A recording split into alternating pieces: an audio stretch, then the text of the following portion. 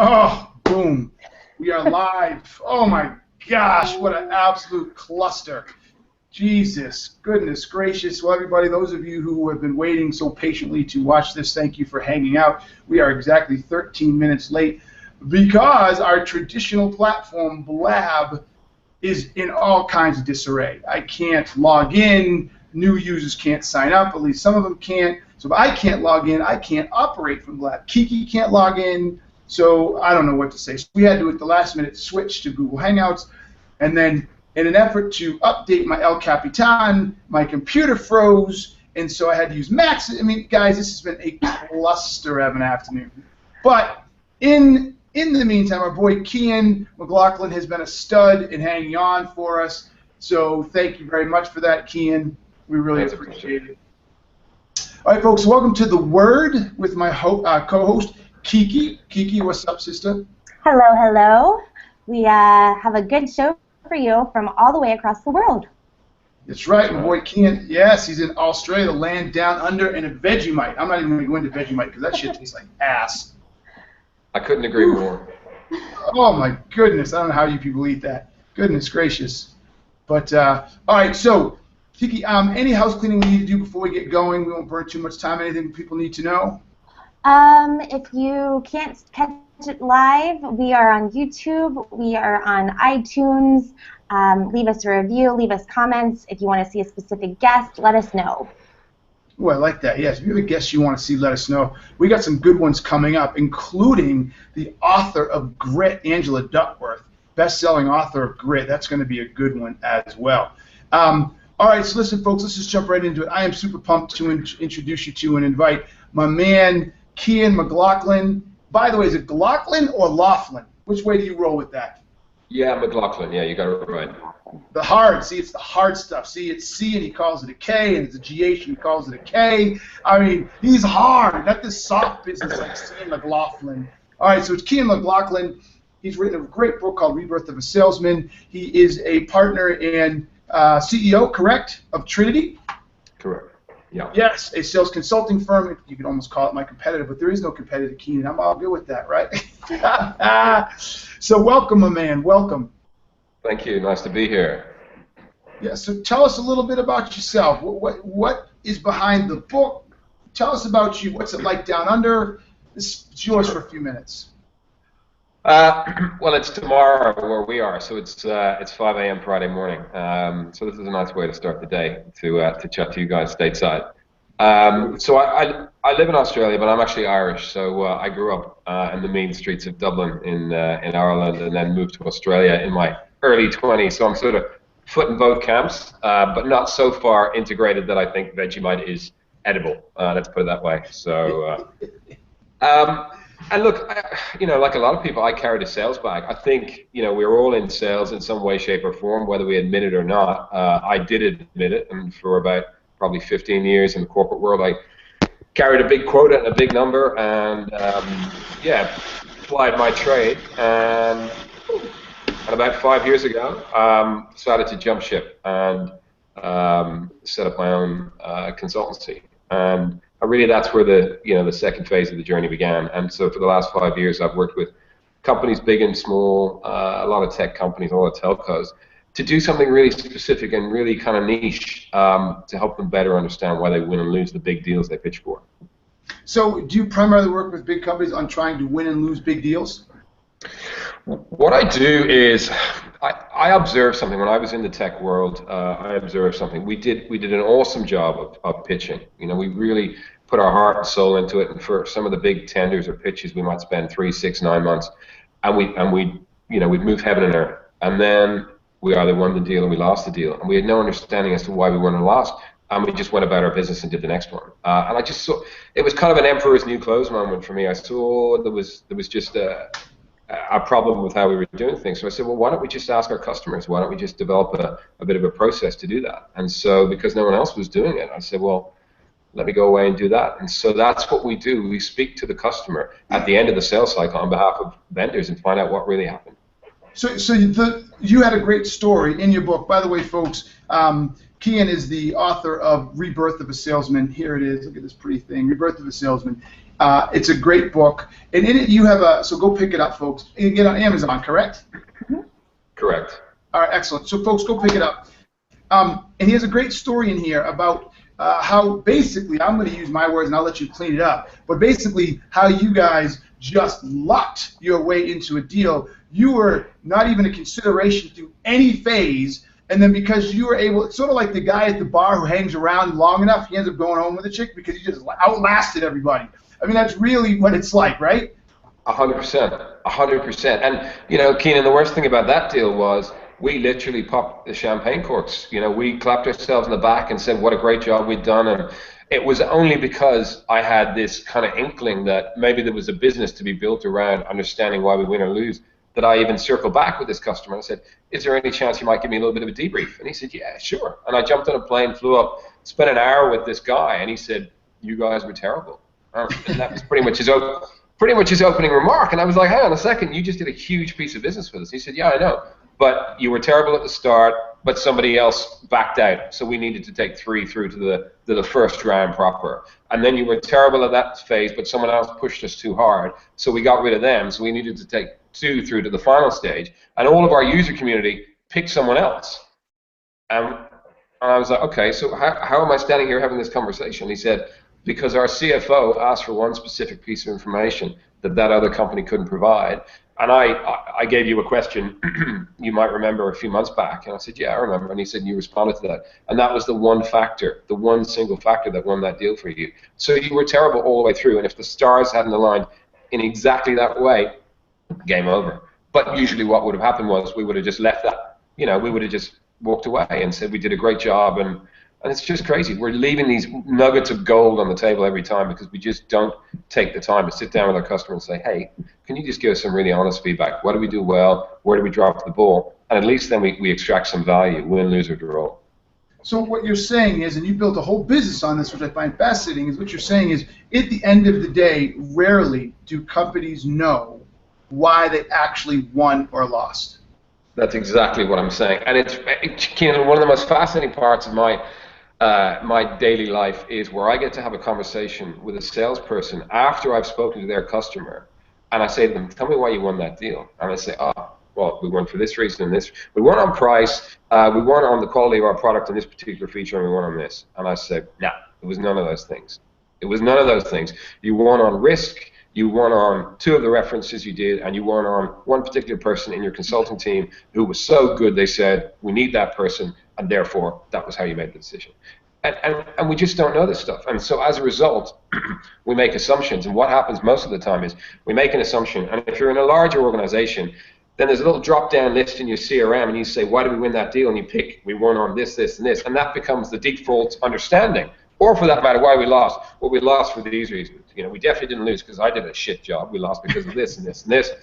And again, that becomes the default setting. And then we start to actually make decisions about our business based on false information, and we just continue on down the track. It's just crazy. So how important to you, so having done this, how long have you been doing this now? How long has your company been doing this? Almost 5 years.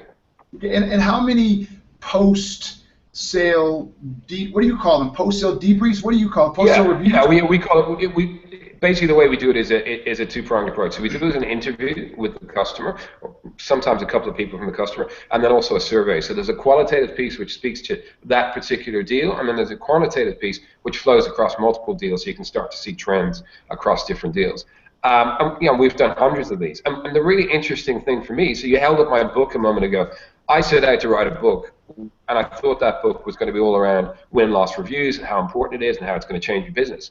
And actually, it evolved into something very different. It evolved into a book about how do people make decisions, and what does that mean for us as salespeople and sales professionals, and how is that changing? Because the really, really interesting thing that I discovered, and you mentioned in this promo for this show, that the world of sales is shrinking. You know, business to consumer sales is really, really dramatically shrinking. The bottom end of B2B sales is shrinking also. There's only one area that's kind of staying stable, maybe growing ever so slightly, and that's the sort of the higher end of business to business. And the reason that's happening is because as the level of complexity increases, customers are looking for somebody to say, look, I understand your solution, I understand our solution, I understand your industry, I can bring you some ideas. I can challenge you. I can call bullshit when I see bullshit. I have the level of credibility and authority to actually have you perceive me as someone you want to work with. They're making decisions on the people, not on the technology. And that was a really interesting learning for me. Well, that's sort of in line with what the Challenger sale says, right? The Challenger sale did a report, and they found out that when it came to customer loyalty, or sales loyalty, the largest or the biggest impact was the relationship with the salesperson and the ability for the salesperson to be a smart person that they felt understood their needs and supported them. Yeah, and it's been really interesting. So I just came back from London, and I did a keynote at a conference over there, and the kind of central premise to what I was talking about on that particular day. Now, bear in mind that was to a large audience of primarily sales leaders and sales professionals, and I was basically saying, guys, look, you don't rely on the brand on your business card anymore, because basically no one cares. No one cares about the feature function. That's just an apples for apples comparison. They are buying you.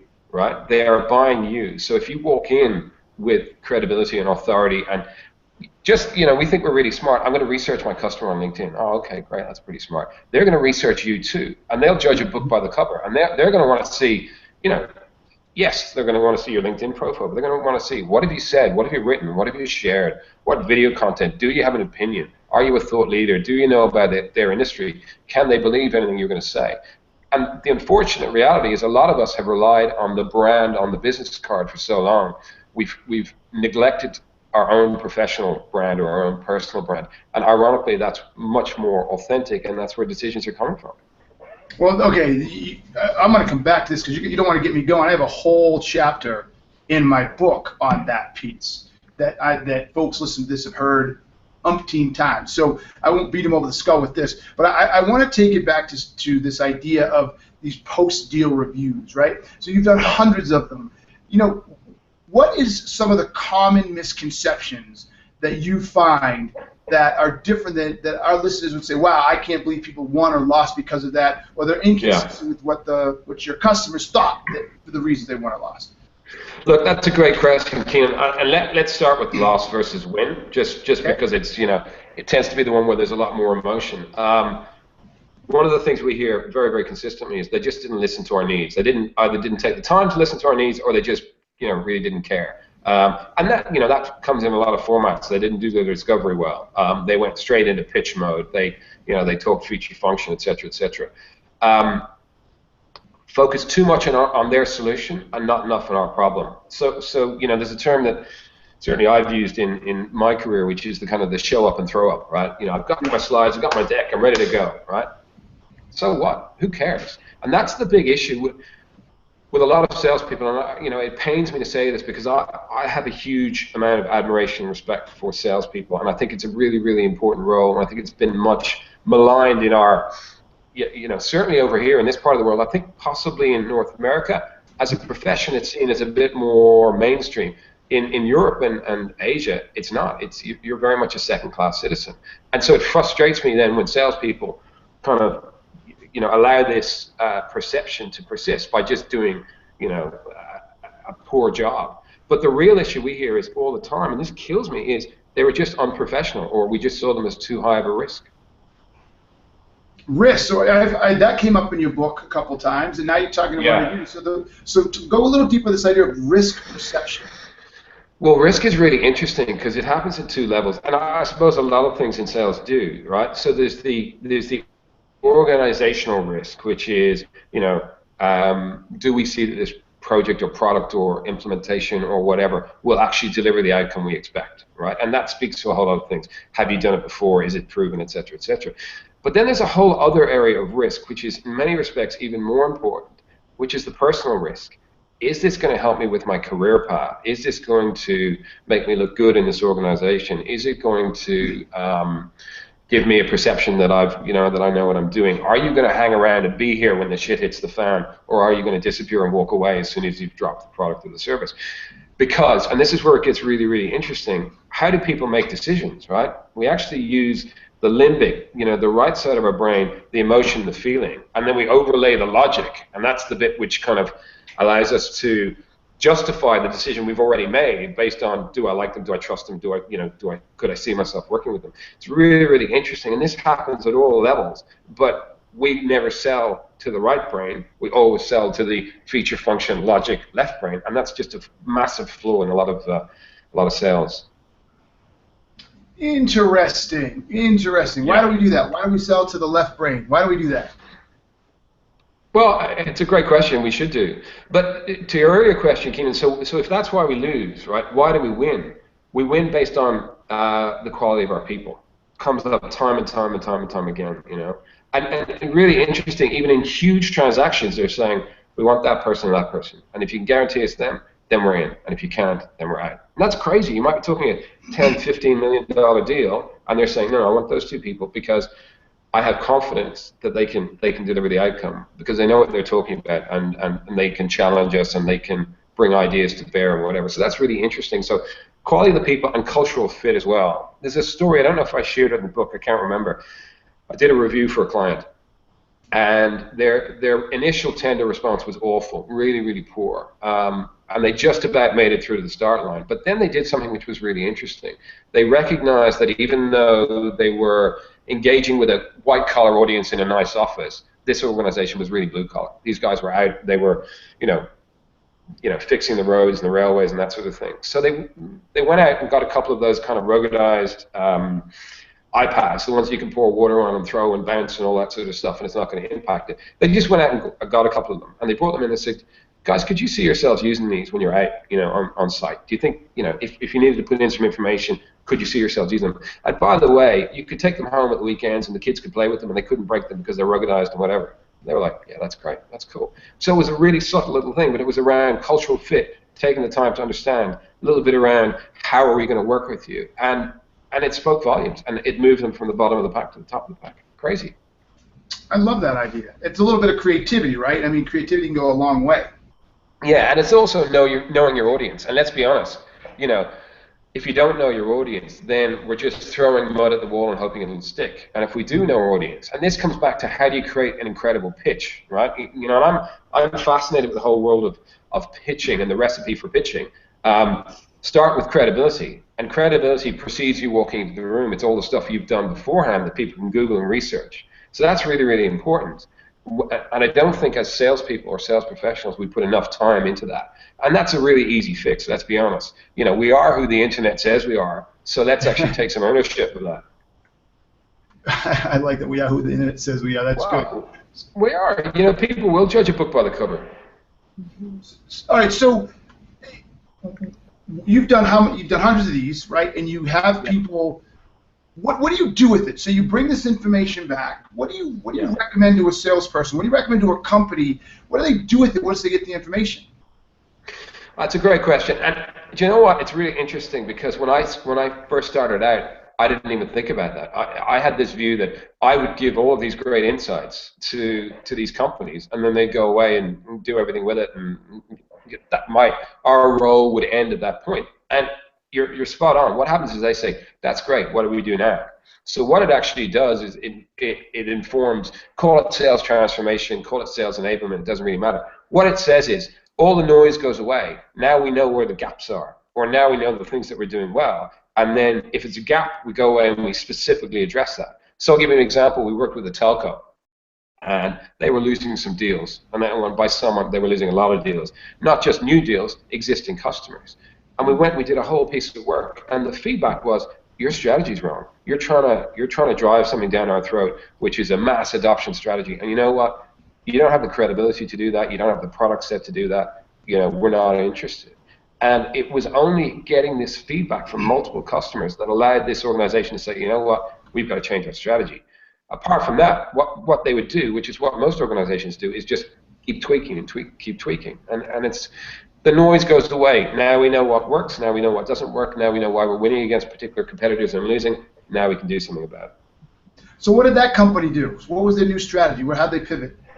Well, what they did was they fundamentally changed their strategy, and they said, okay, we are, for existing incumbent customers, we're going to go in and earn the right to have a broader conversation. For net new prospects, we're going to take the time to do some extra discovery, find out what is the real area of interest, And while we're doing that, we're going to set a vision for down the track in 12, 18, 24 months, this is where we think we might be able to take you. But for the time being, let's focus on exactly what you want, and let's earn the right to then have that broader conversation, which made perfect sense. Nobody was objecting to the fact that they had a vision for the future where they could get them to. What they were objecting to is they were trying to ram that down their throat, and and customers don't want that. Trying to get them to eat too much too fast. That's exactly right. Got it. All right, so this is really interesting. How do people, when you go out and you talk to organizations, you say, hey, there is gold and then there are hills. Yeah. In doing post-sale assessments, you need to do them. How do people respond? It's kind of one of two ways, right? Initially everyone goes, yeah, no, that makes a lot of sense, right? And then some people and some organizations say, you know what, we're up for this. Others look at it and they say, it's going to be a bit too political, or I don't know if we have the appetite to really hear what's going on. Because the unfortunate reality is if you do this, right, you're shining a light on something. So you're saying to your customers, we really want to know. And then if your customers tell you, and the interesting thing for me is how frequently they're prepared to say, yeah, absolutely. And they'll open the kimono and they'll say, come on in, and they'll tell it all, warts and all, and often they'll turn into coaches and be really, really, helpful in the feedback they provide.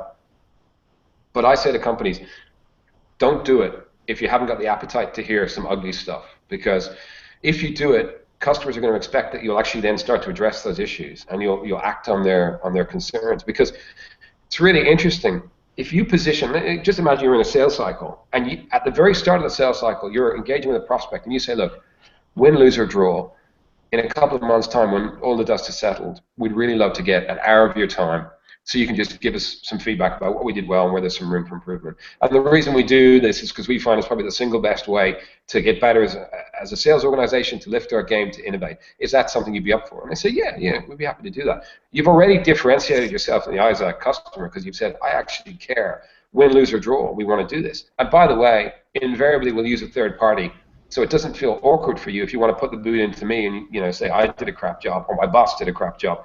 So that the independence piece works quite well that way. But my feedback to companies is, if you can't afford it or you don't want to do it as a third party, just do it yourself. Just get a third party internally in your organization to do it. But don't leave. You've earned the right. If you've done a halfway decent job, you've earned the right to the feedback. Don't leave it on the table.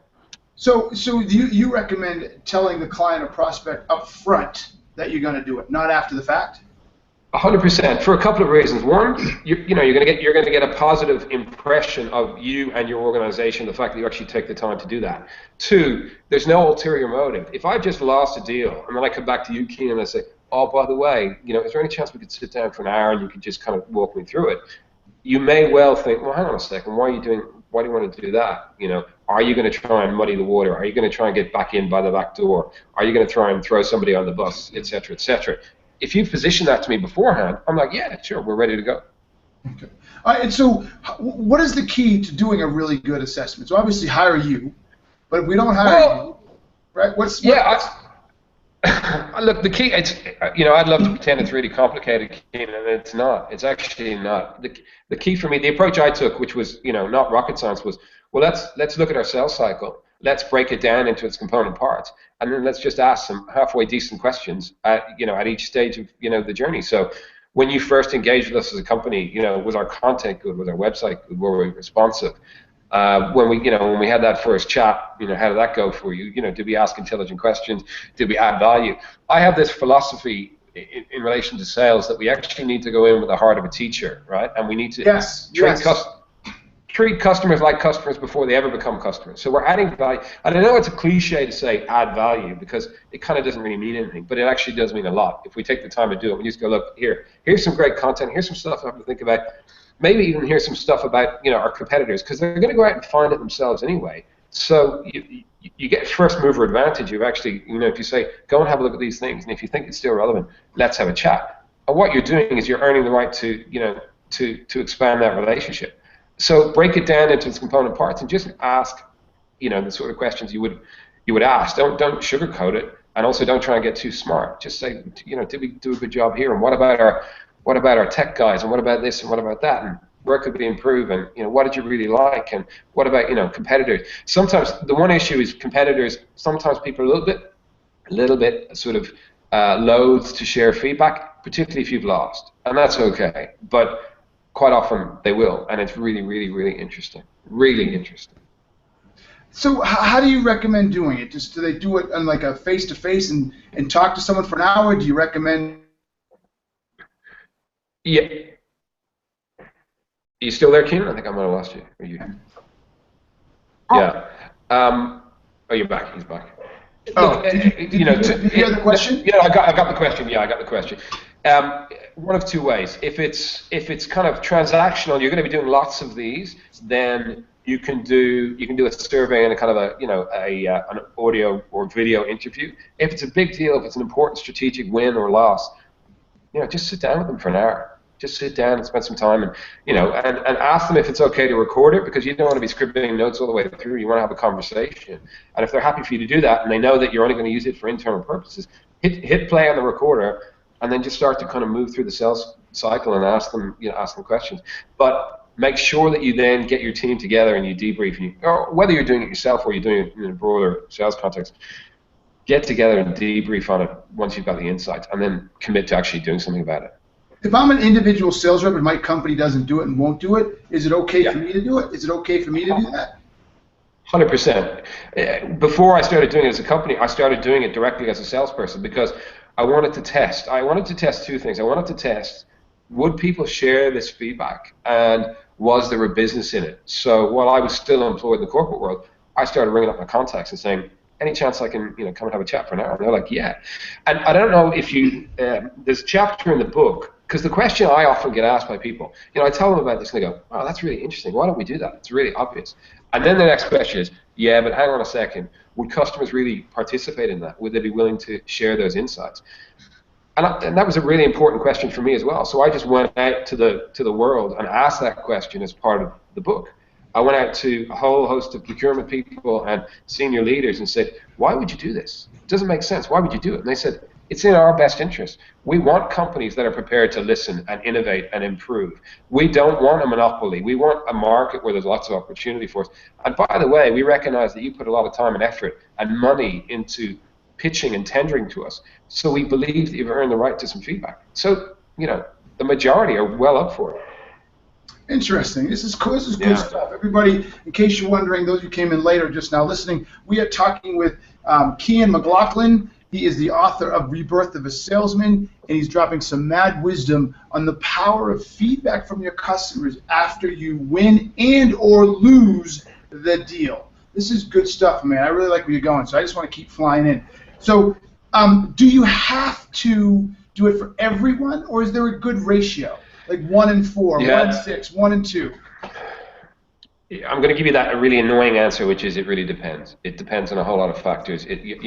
Deal values, where you're at in the life cycle. If I've got a brand new product coming to market, I'll probably want to do it more frequently, because there's more gold to be gleaned from those.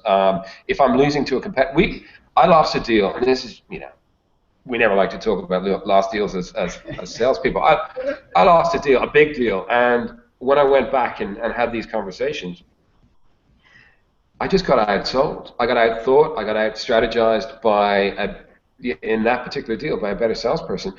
We were the big fish, and they were the small fish. So we were positioning risk, and they were saying, guys, we're a small organization. You say jump, we say how high. Where do you think you fit in their, in their customer list? How important are you going to be to them? So we had all these landmines, but he laid the landmines in advance, and we walked on every single one of them. And it was very humbling to get that feedback. But what was great was the next time we went head-to-head, I knew for a fact that this competitor in this geography would use that strategy, because they'd smashed us the last time. And now I had their playbook. And so I was able to invert a whole lot of things we did, and we won hands down, as we should have done the first time. But that's the really weird thing. You put it in the sporting context, and I know, Keenan, you're a pretty mad sports fan. Like, we have the sports playbook, and we're always watching the game tape afterwards and saying, right, what can we learn? What can we take away? And yet, in business or in sales, we don't watch the game tape. It's crazy. We just say, right, well, let's stick that one in the bottom drawer and never look at it again, and then go ahead and make the same mistakes next Sunday on game day. It just makes no sense. And yet, we, as an industry, unfortunately, we tend to do it quite a lot. I really liked how you said you could see what happened and plan differently next time. I really like that piece. Do you see value to an organization using it as a way to evaluate reps, or is that taking it too deep and is that dangerous? Look, my honest answer is I don't know. I haven't considered it. I haven't thought about it from that perspective. But what is really interesting for me is how this concept is evolving more and more. So I'll talk to some clients and I'll say, look, that's really, really interesting. We've got some very, very big customers that are on maybe a 2 or 3 year rolling kind of contract. Could we use it as a way to de-risk losing those customers 12 months out before we have to re-sign them? Could we go in and do a piece of work like this? I'm like, yeah, okay, yeah, you could do that. Could we use this as a way to actually help us with our go, no go decisions? So front-end it and actually put customers through this sort of step before we actually commit to going all the way through a sales funnel with them and spending the hundreds of thousands of dollars. Yeah, potentially you could. So once we start to think about it from the perspective of having an open dialogue with our customers, it kind of can morph off in lots of different directions. And I think for some reason, and I still can't quite fathom what this is, we have this fear. We don't see our customers as real people. We see them as customers. And maybe we put them on a pedestal, or maybe it's that sense of the customer's always right. You know what? They're really happy to be asked. If you do it in the right way and you're professional and courteous, and you don't use it as a mechanism to try and get in by the back door, or use it as an underhand, you're really legitimately interested to know, people will share. They'll absolutely share. So yeah. Okay. So I've got to imagine that because you do this and you've done this so often, you start to see some trends, or you can see some things that are going on with salespeople, right? So as you get all this feedback, that salespeople did or didn't do this, or in the wins and the losses, you see trends. What are some of the things that really good salespeople are doing that you're finding in these post-sales interviews? They're telling really good stories, which, it was probably only 4 or 5 years ago. What's really frustrating for me is how much stuff I've learned since I've stopped selling day to day, and I'm like, if only I'd known that 5 or 10 years ago, I could have changed the world, But I'm an Irish boy, so we all tell stories all the time anyway. So I did see the value of stories. What great salespeople do is they understand that storytelling is ingrained in our DNA, right? It goes back to to the cave drawings on the walls. It goes back to biblical time, and they use stories, and they use them as a way to put new ideas into people's heads and normalize them and create context for the things they're talking about.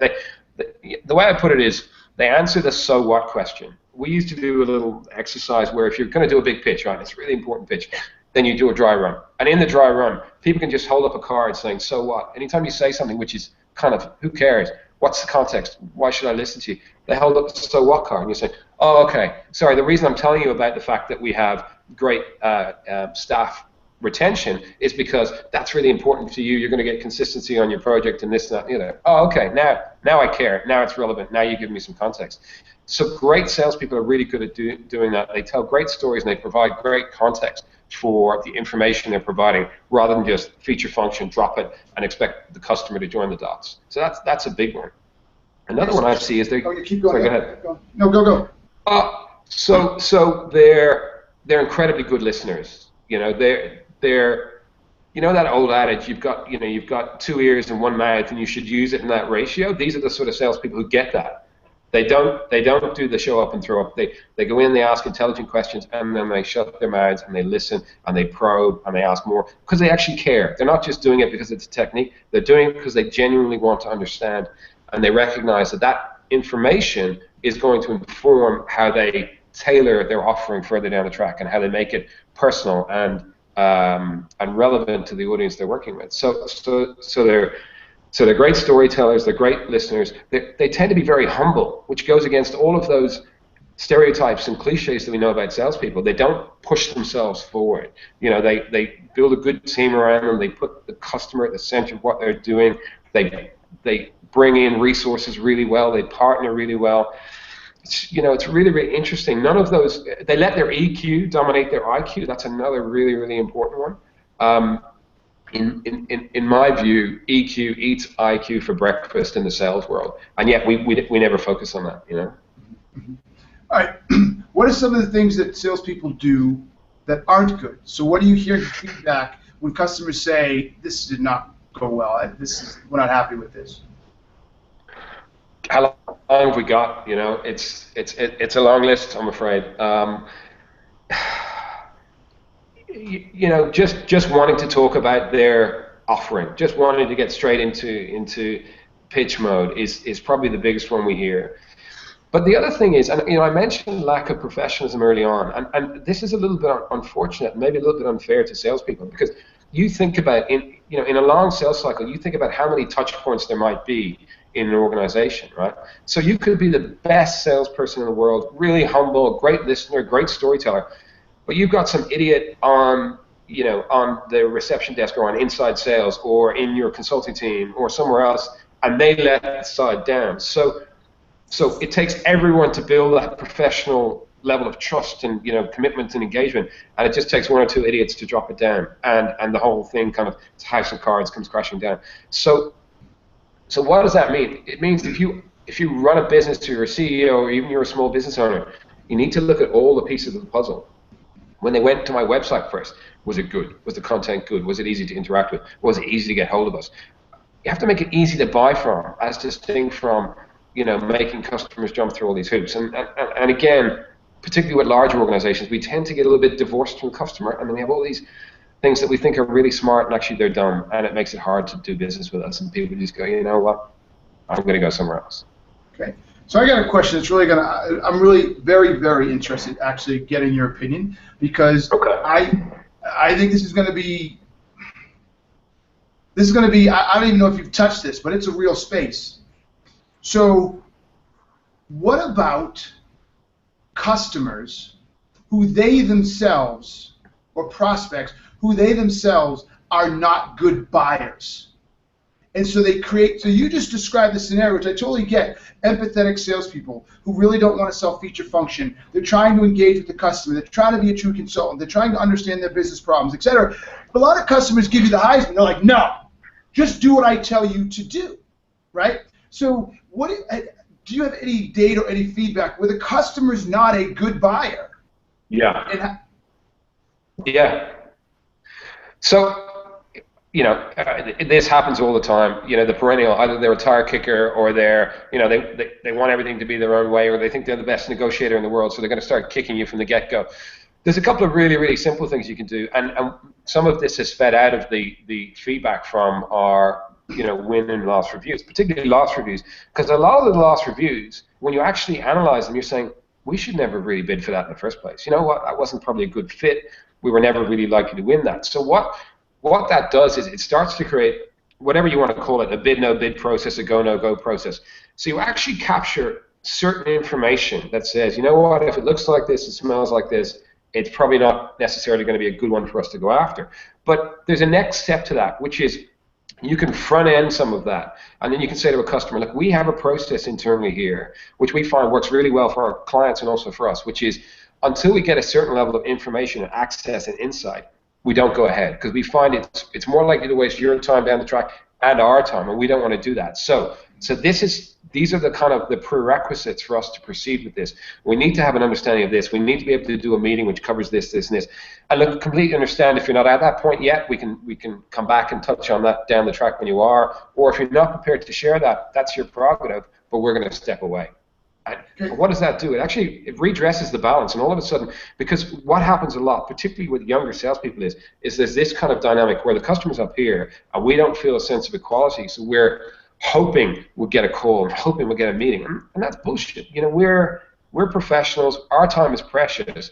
It needs to be a meeting of minds and of equals, and there's little things you can do to establish that equality, and one of those is say, hey, you know what? We've got some barriers to entry too. And our expectation is we know this, and you do this, and you do this, and then we can move forward together. I'm a huge fan. I love that. I'm a huge fan of this idea that says, I don't do exactly what you tell me to do, and I'm going to choose not to participate. So I think that's great advice, folks. If you're not listening, pay attention to that. Follow it. You do not have an obligation to chase every opportunity. You are under no obligation. If your sales manager or leader is putting you in that obligation, then you got a shitty sales manager. So with that said, though, have you? I'm not sure I want to ask this question, but let's just say somebody, a particular close-loss deal, right, that you were brought in to evaluate, was a crappy buyer. What do those close-loss deals look like? In other words, does the buyer take any ownership? Is there something about how they respond to your questions that tell you they were a crappy buyer? Is there something different? What do you see in those? And can you ferret out the good buyer versus crappy buyer? That's a great question. And look, I can only answer it off the top of my head because I haven't really done any analysis. But what I find is they tend to be the more evasive ones. They tend to be the ones who put more checks and balances around the questions you're going to be able to ask, and they want to see them, and they want to understand exactly the context and all of that sort of stuff. And I don't know if this expression is one that's used in North America, but I'll use it and you tell me. It's an arse covering exercise. So they want to cover their ass. Yes, totally. Yeah. They want to cover their ass because they're concerned that you might call foul, or you might say, hang on a second, this wasn't a good process, or you were always leaning in a particular direction. It's quite ironic because when we lose deals, one of the reasons that are often given is, they were always going to stick with the incumbent, or they were always going to go that route. And salespeople kind of knowingly say that, at the end, we're like, okay, well, if you knew that, why did you pursue it in the first place, right? And it's bullshit. But there are occasions where absolutely it wasn't a fair process, or it wasn't a good process, and they were heading off in a different direction for whatever reason. People won't tell you that. They're going to do their best to make it look like it was very much a professional, appropriate process. And I think it's more gut feel than it is anything else. I haven't done any level of analysis to say, if they say this and this and this, then they're a crappy buyer. But I think you get a feel pretty quickly. All right, I dig that. I like that a lot. All right, man, we are coming to the end here. This has been fantastic. Everybody, again, we are talking to Cian McLoughlin. He is the author of Rebirth of a Salesman. We have been having a fantastic conversation around post-deal assessments and evaluations, and I've learned a lot in here. It's something I've never really done. I've always been a fan of them, but never really thought of how to do them. You want to move on to the next thing. So I think here's sort of my final question, and I want you to come up with something you want to close with. It seems to me to make these successful, this needs to be a process. This needs to be the last stage of your sales process, and that you need to actually have a set of templates and an actual execution process built into this, so it happens automatically and everybody knows what to do. Is that accurate? Yeah. To be honest, what you've just described there is the nirvana that I'm hoping, in my small part of the world to achieve eventually. We have what we call the sales cycle. All I want is one more step at the end of the sales cycle, which is debrief. It's do a professional debrief. Whether we do that ourselves in-house, someone else does it, I actually don't care. What I like about it, though, is if you build it into the sales process and you build it into the CRM, now I have all the CRM data sitting right here. So let's just say, 100%. Cian leaves and Keenan comes in and Keenan has to sell to XYZ company again. Not only do I see what happened in the sales process, but I can actually see the post-loss or win feedback. Right, so we talk about a data-driven world these days. We get all these people talking about data this, data that. That seems to me like some of the greatest data we can have, and no one's really doing anything to make it happen. You took the words right out of my mouth. Oh wow, I try to do that every once in a while. Shit, right? Yeah, it's nice. Yeah, right. Okay, this is fantastic. All right, so on that note, considering our listeners are going to be individual sales reps and/or sales leaders, what do you say to them? What is the closing thought or whatever you want them to walk away with? So forget about win-loss for a moment.